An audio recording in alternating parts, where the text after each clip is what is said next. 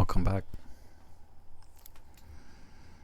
I want you guys to understand that this frustration that I feel is more towards the players and the fact that we lost more than anything else. Like, you guys need to understand this shit because I know for a fact that I'm about to just see a whole fucking week of Amarin videos and getting him out and all of this bullshit, yo. And his system and all this. I'm gonna be so... I'm just fucking tired of the media and the fans and shit just pointing out, just like putting all the blame on managers. I'm done with that shit. I am done with just the managers getting all the blame for the shit that has been going on at Manchester United. I am done with that. This manager is not a bad manager. His tactics are not bad. You are just looking at reality. When he came in last year, we were less than pretty much just a year into the Ineos taking over, and just pretty much a dumpster fire when it came to culture, players that were here, like everything. Honestly, when I look at that team last year, there's very little experience in the attacking third. There's like not enough like quality and fucking like anything really, and there was zero culture here. Players were doing whatever they wanted, bro. Like, there was nothing that was built. That manager, like Eric Ten Hag, for 2.5 seasons, just let this shit continue to get bad. He really did. Like, I watched Garnacho for 2 years under him do nothing but take shots. Whether they were good, bad, just didn't matter. He didn't care. Every single time he touched the ball, he was trying to shoot. That's what I saw under Eric Ten Hag. No culture, no structure, no being able to tell players what to do or anything. Nothing. And that's literally what my manager came into right now. He came into one of the worst things I've seen, like a manager at the height, like at the highest level and with the best teams in the world have to come into, bro. Like, there's not been another time when a manager has taken over a worse looking team and worse team than that, honestly. Because people will tell me, oh, why did Klopp do this? Why did this? Why did that? Okay, first of all, Klopp, go back and look at the team that Klopp took over. That team had finished like 6th for like 3 seasons in a row, and honestly wasn't even that bad of a team, right? They might have even had hold on.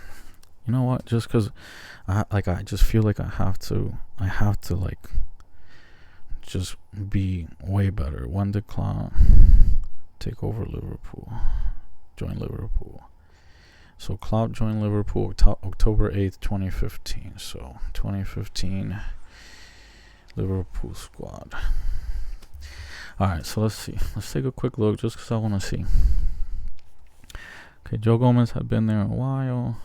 So, Lovren had been there a while. Torre had been there a while.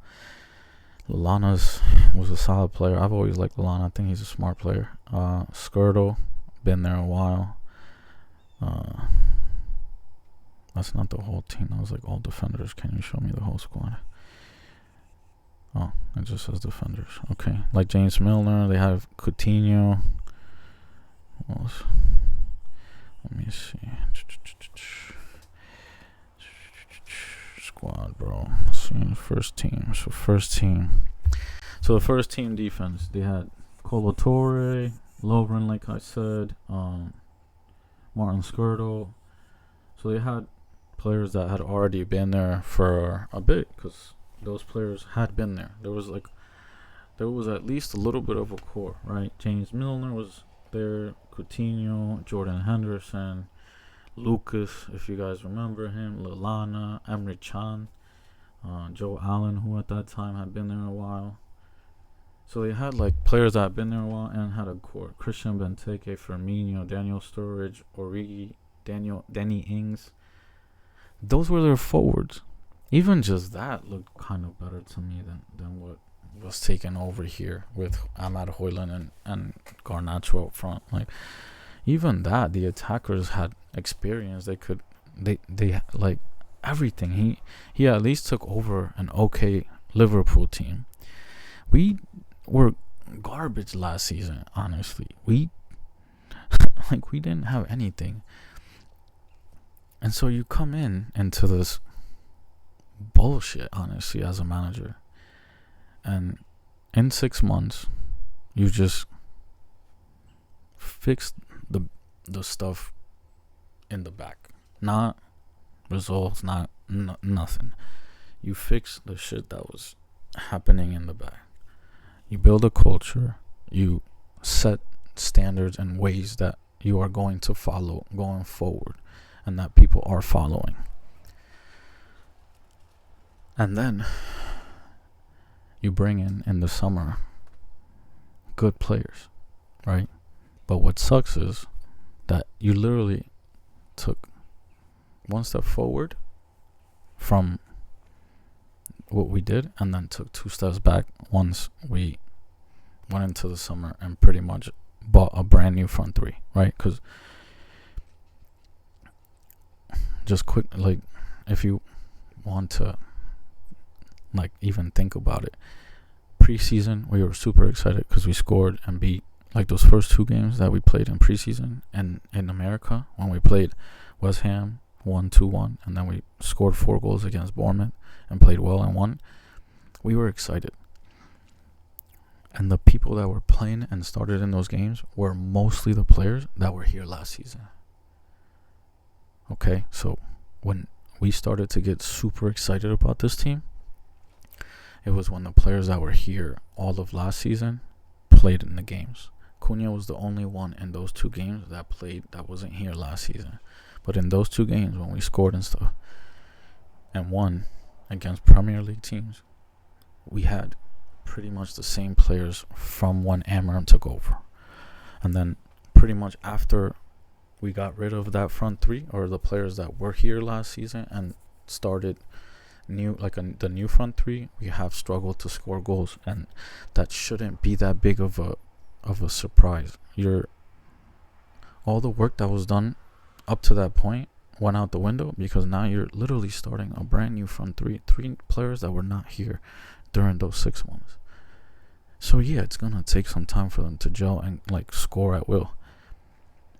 And then the back, our defense last season was a jumble of Haven, Luke Shaw, Euro at left center back, obviously Maguire and Delit in the main center back position, and then Fredrickson, Euro, Delit, Mazraoui, all in that right center back position. So in those 6 months, it was a carousel of switching center backs and formations and stuff. So there wasn't 3 center backs that played all for the 6 months together to be able to grow together as a center back pairing.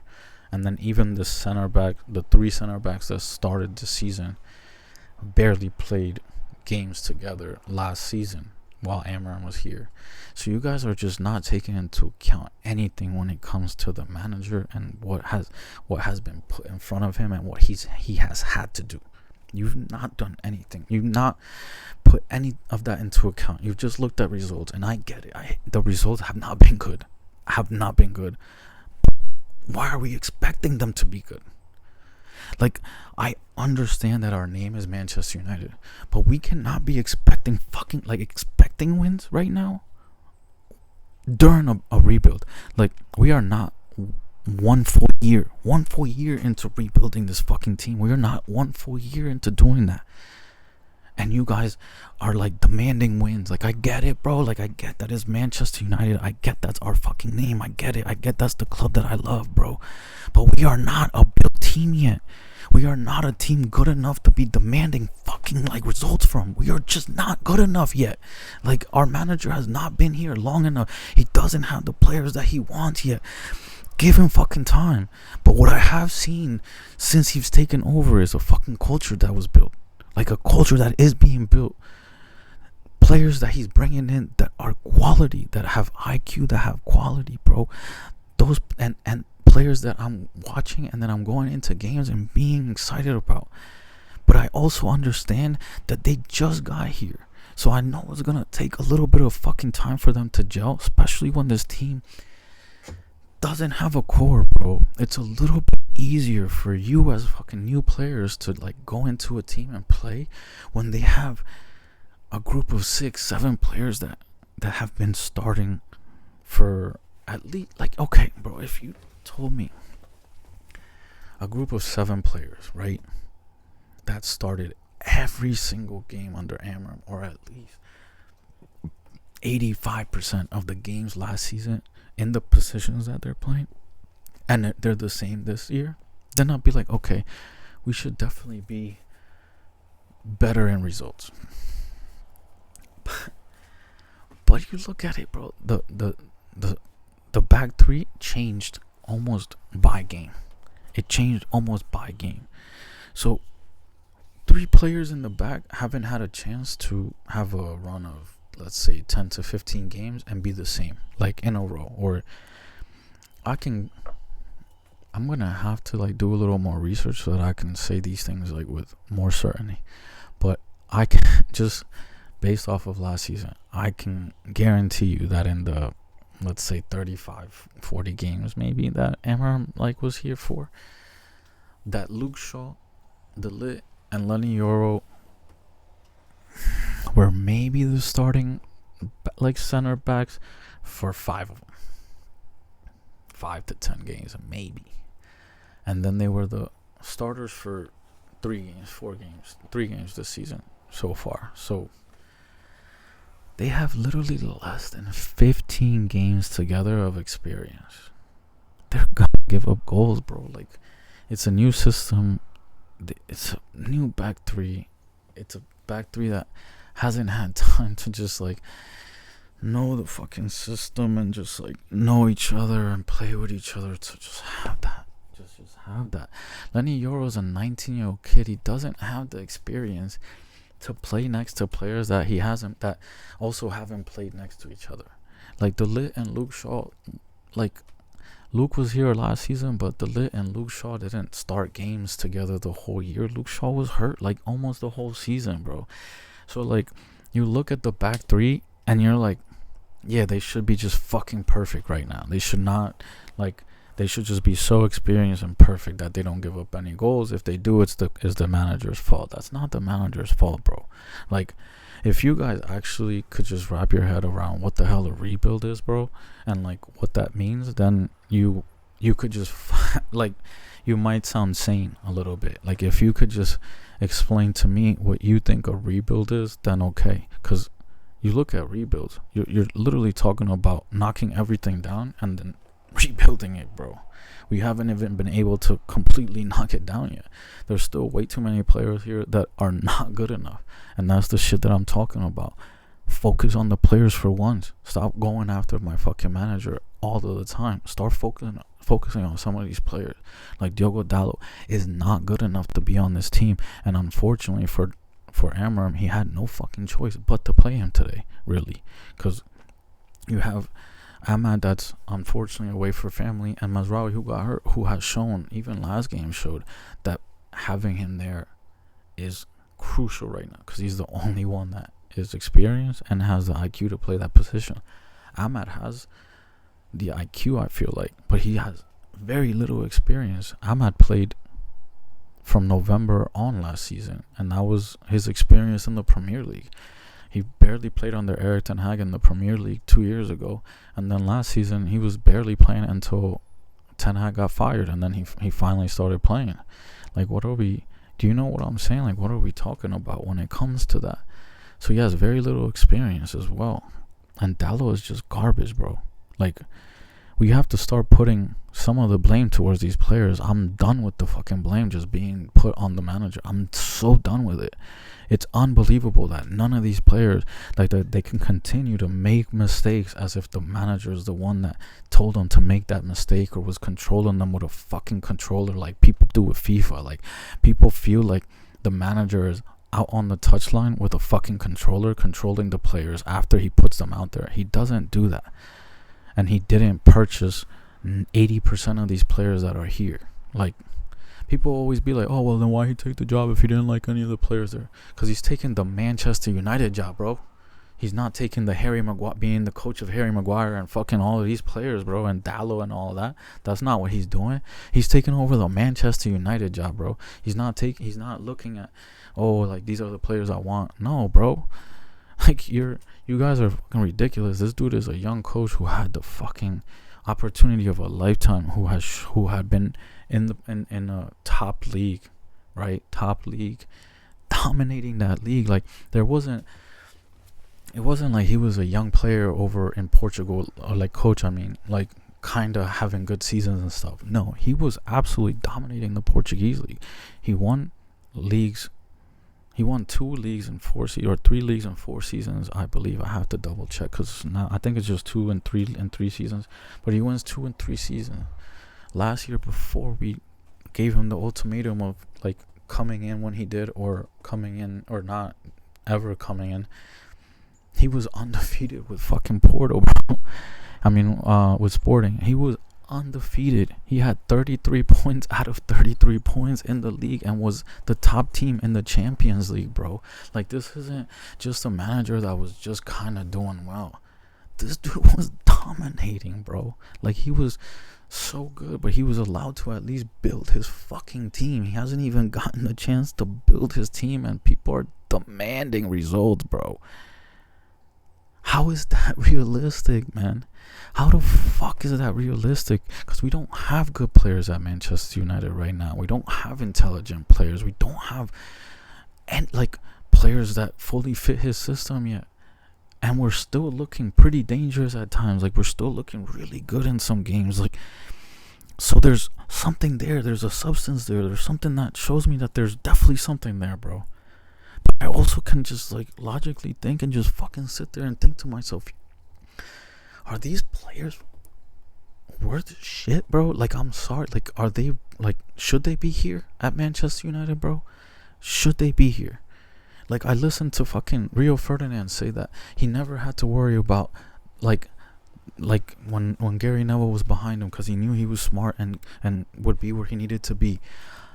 There's no way that anybody thinks that from Dallo, bro. There's no way. So you have to think about shit, bro. You have to think about, like, real stuff, not just look at the results and be like, fucking think first, bro. Think about, like, the players that we currently have on this fucking team, bro.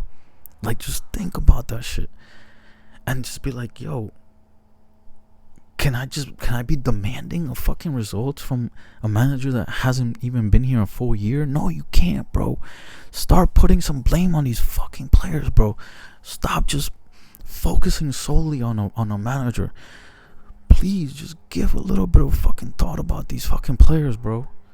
Because I have fucking fans. Oh, Kobe Mainoo deserves to play. Really, bro? Really? What did he do when he came in, man? He finished giving them the game pretty much at the end there. With nobody around him, he, like, fucking has to lunge to try to, like, not let them get, like, win the ball easily off of him. Then they just fucking break because he's lunging, trying to make a fucking pass, and they go the other way, bro. And they score and they win the game. Like, and you're telling me that, like, he deserves so much to be in these games and all of this shit, bro? Like, nah, man. I'm sorry, but Kobe is a very inexperienced player who still has a long way to go for him to be the starter at Manchester United, bro. And it's retarded to think that in a point where our team is this still inexperienced as a team under the new manager, under the new tactics and stuff, that these young players should be starting every week. He does not have enough experience, and he still lacks a good amount of stuff, bro. Like, during that game, what pass did he make that it was like, oh shit, like, these are passes that I want? Hardly. Like, did he make any? Maybe. I don't even think he did one pass where I was like, okay, he deserves to play. He won the ball back a couple times, but Ugarte does that. What the fuck are we talking about that he deserves this shit, bro? Like, come on, guys. Like, let's start putting something behind, like, the players, bro. Like, Harry Maguire can't make the mistakes he did. Diogo Dallo cannot continue to be so fucking ass, bro. You're in a good position. We are on a break, and you play a ball behind Cunha. Like, no players, like, really around you. Like, you You just play a fucking bad pass, bro, and then Harry Maguire decides to somehow start running back into our half, but then step up and be the only fucking player in our half when that ball is kicked. And you guys are gonna blame the fucking manager? For real, bro? For real? This is manager shit. When you had to start Maguire, they have a fucking throw in that from 30 yards in, it's a fucking corner. You had to start Maguire. You had to have his big fucking body, big head in there for him to fucking do anything. But for us to be able to handle that. Because De Ligt and Euro were not handling that the same way that Euro and Maguire are handling it. That's just the truth of the fucking matter. So I'm sorry, he should have been playing. But those fucking mistakes are on him. They are not on the manager, bro. Even the second goal as a fucking center back, bro. You have to start fucking going towards the right hand side. Like start fading right. Once your right back and right center back are out of the play, kinda. Just look at the goal, bro. Just look at the goal before their number 7 gets the ball. He's technically on the wrong side of both De Ligt and, of course, Dallo. Bro, a center back's job is to cover for his fucking teammates. That's one of his major fucking jobs, bro, is to cover for your teammates. Right? Like, you're the fucking field general. You should see the whole field. You should tell people where to go. That's one of your jobs. Your second job is to cover for your fucking like defenders when they get beat.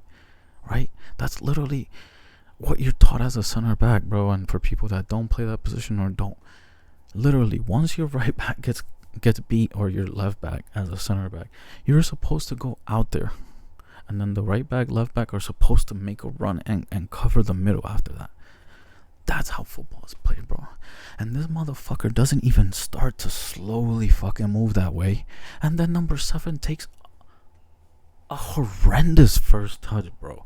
And Maguire still can't get to like block it or even get close to it, bro. Like, that's the type of shit where like I can't be mad at my manager, bro. Like, I'm looking at it. I'm gonna make a video, bro. I'm gonna make a video because I want to learn how to make these videos, so I could just show it, bro, so people could fucking like try to like see this shit as I'm seeing it. But bro, you have to start like at least shading that way.